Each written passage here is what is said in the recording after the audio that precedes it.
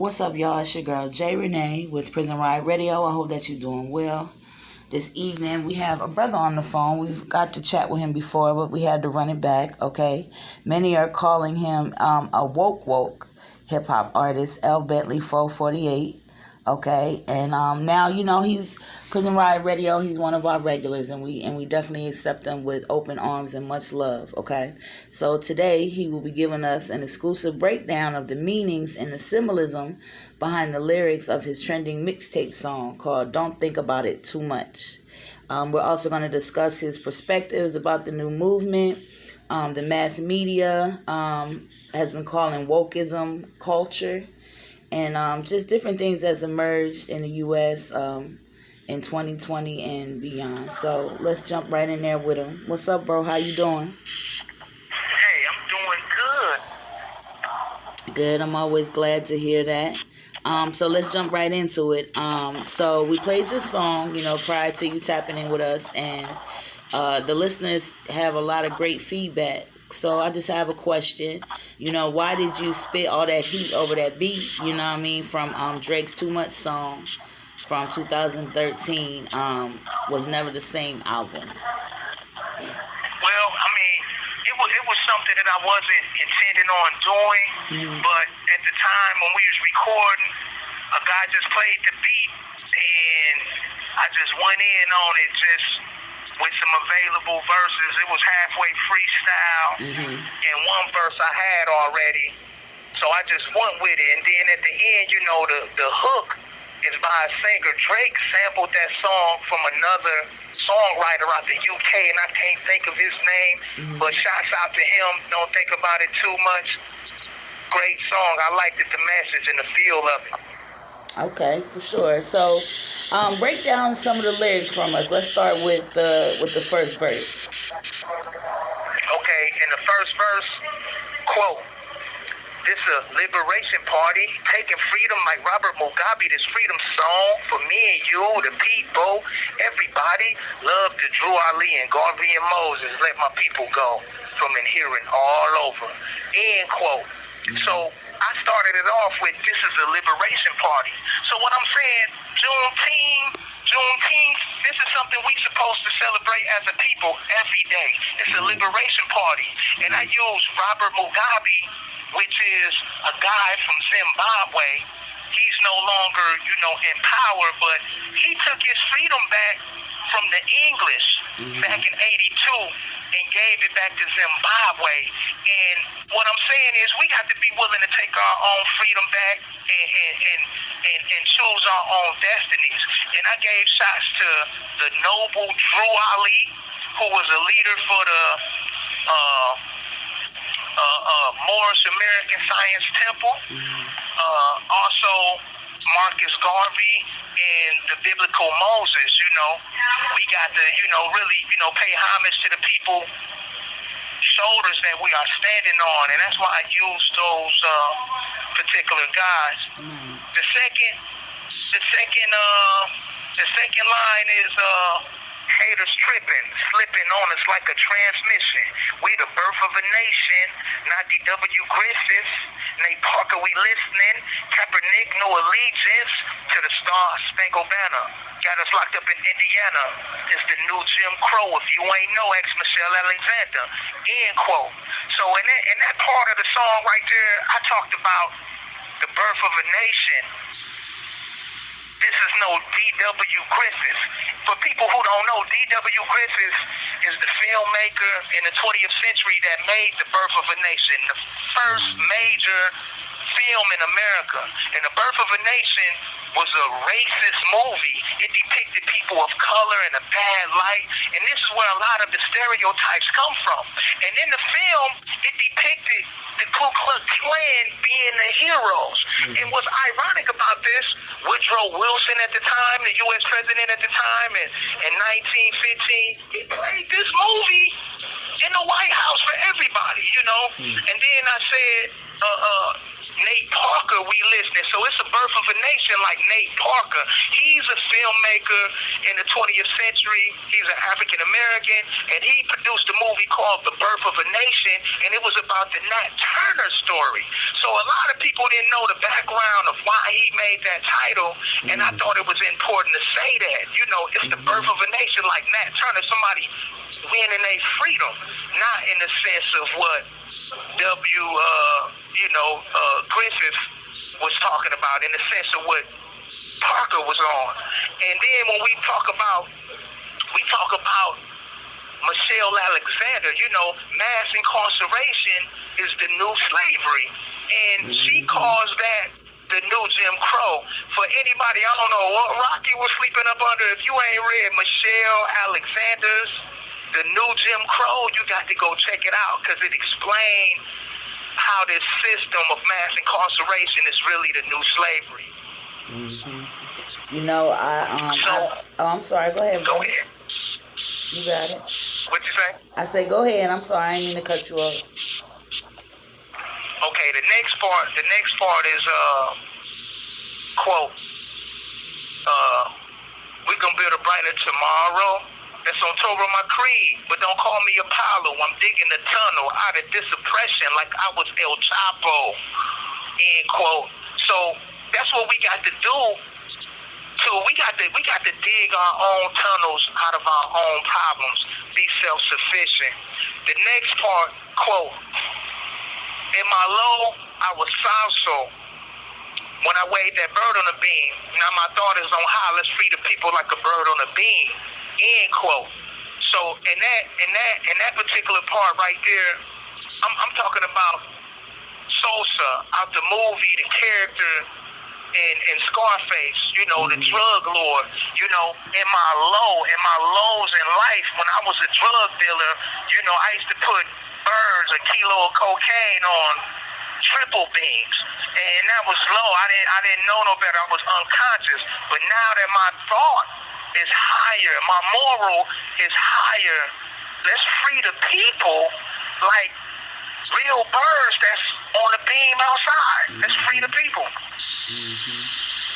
That's them gems, bro. You know, that's like, you know, people don't really drop gems in their music no more.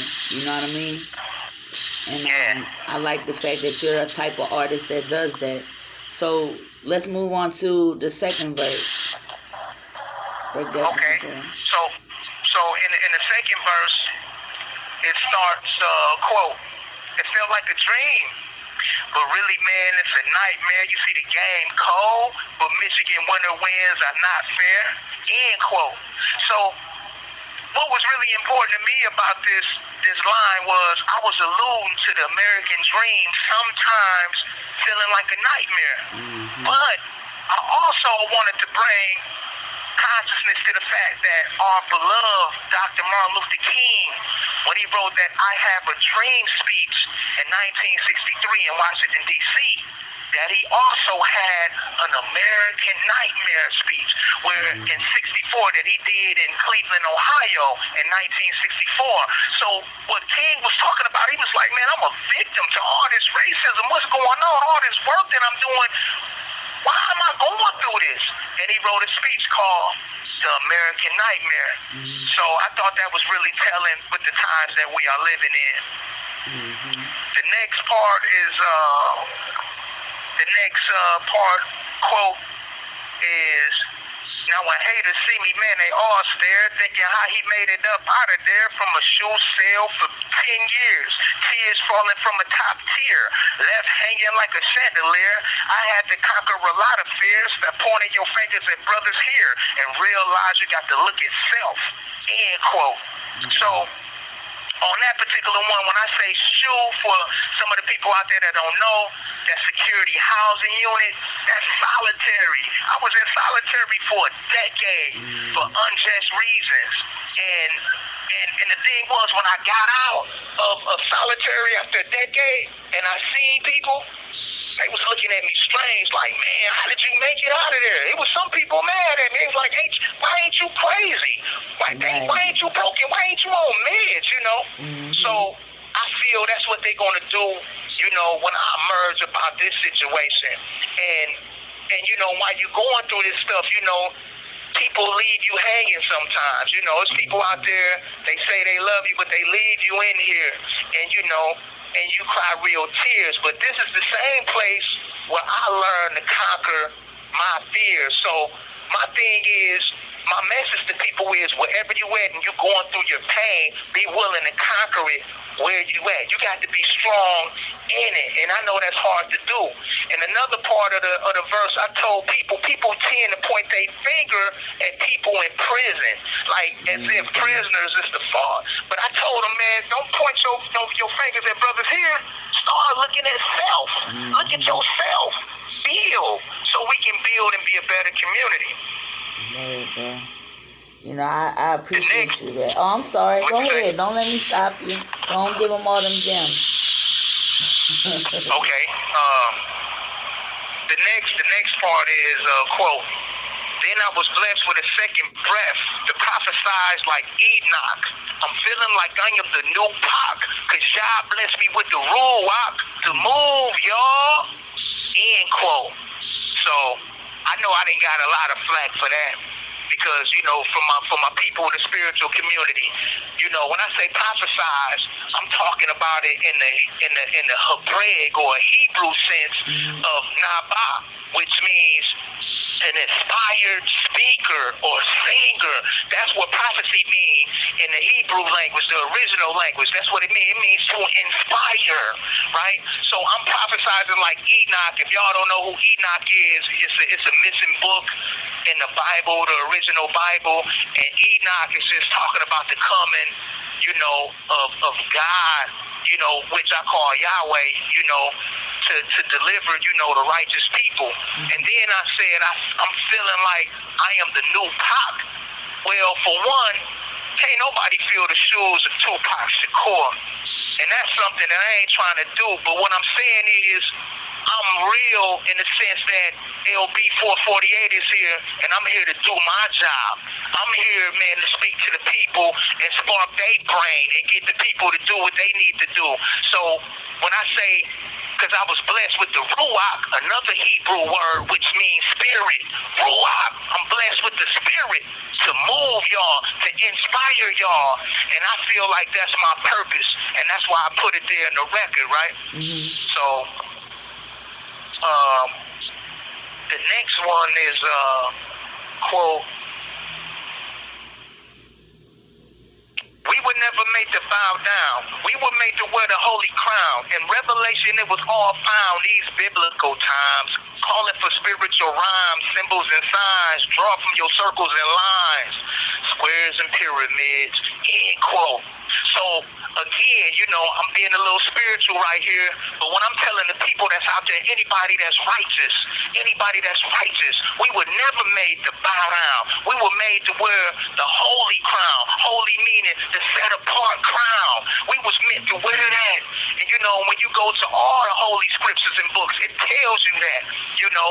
And these are biblical times. When we look around, we see COVID, we see what's happening with the police, we see the shift of power, we see the paradigm shift of power. We living in biblical times, which calls for spiritual rhymes. These spiritual rhymes, you know, and I'm telling people to draw from symbols and signs.